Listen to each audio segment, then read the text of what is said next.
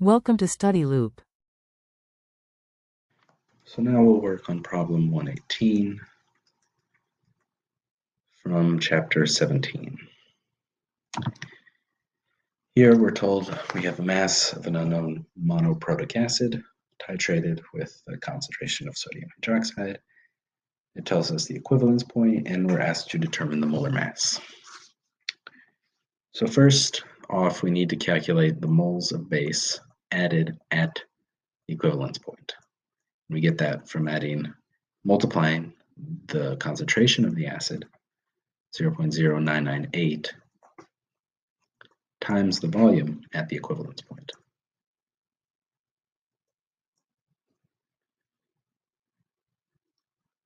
Sorry.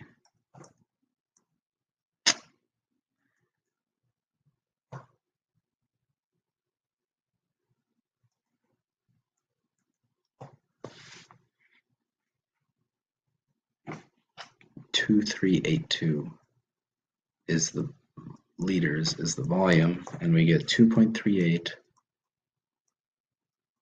times 10 to the minus 3 moles of NaOH, or base. So since at equivalence,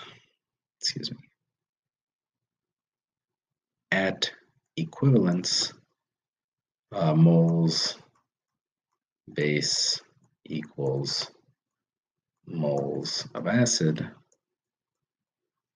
then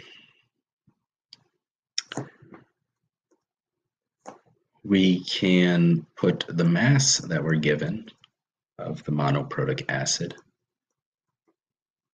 divided by the number of moles,